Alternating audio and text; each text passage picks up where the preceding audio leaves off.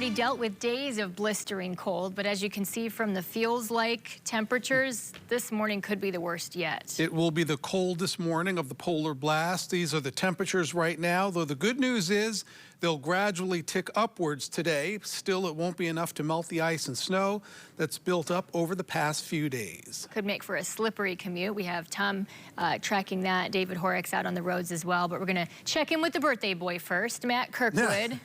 Happy birthday. Well, thank you very much. Yeah, what a nice birthday gift. Coldest morning so far this winter season to join us. And this temperature at 25 below zero and 27 below zero is the coldest anywhere around the region here in Grand Rapids. So I bet there's a lot of kids waking up now. If you happen to be watching, I'm pretty glad you don't have to trudge to school and this morning. Okay, the snow has really calmed down in most areas, but where we are seeing is where we're going to continue seeing it for much of the day into areas north of Holland, kind of spreading up into Muskegon County, and it should go right up into Nuevo County, Oceana County as well. That's going to be the concentration of most of the snow today, and that's where we also have the winter storm warning until 10 a.m. on Thursday. Notice, well, though, we also have advisories.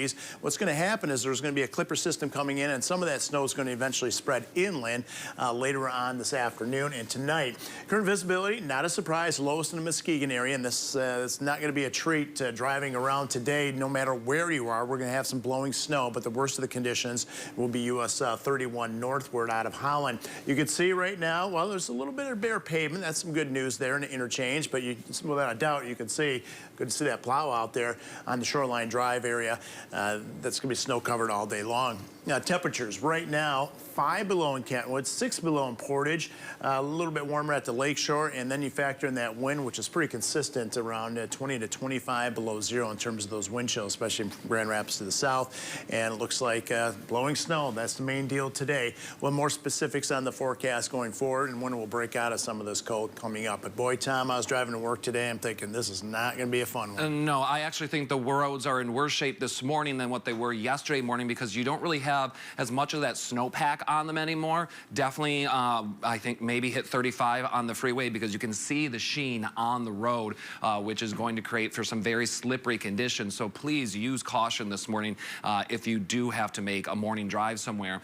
You can see already starting to pick up those yellows on the map. Again, those are not picking up on delays as far as backups. Those are just people not driving the full posted speed limit because it's just simply not safe to do so. So once again, this is one of those mornings where if you have to drive early, make sure you're leaving early, take it slow, and I'll have another traffic update for you in about 15 minutes. Teresa and George. All right, Tom, thank you. You definitely need to take your time on the roads this morning. All good advice, right? The plows have been out doing what they can, but Tom's talking about how it's too cold to completely clear the snow and ice. And we have David Horak out on the roads right now with what Road Commission workers are doing instead. Good morning, David. Yeah, good morning, Teresa and George. From what we've seen so far here in the greater Grand Rapids area from Heritage Hill to Easttown is exactly what Tom talked about with those sheets of ice that basically reflect off of traffic lights. If you start to see you know, a little bit of those reflections at different intersections, like coming up here, I believe, on Cherry, if I'm not mistaken. And that is exactly the case, you know, anywhere. The only place that is the exception, of course, is Medical Mile, in which they really have to depend on de-icing and treating those roads for emergency crew members. Other than that, everywhere is literally frozen solid, in which you don't even know if it's brick paved, actual asphalt concrete pavement or bricks, because this part of town is known for its bricks. All the while, treating the roads is a different game now, because when I spoke with Kent County Road Commission, they say they usually use 50-50, 50% salt, 50% sand on the roads. But because of the freezing temperatures, the majority of what they're laying down this morning is just sand. It's more so 95.5.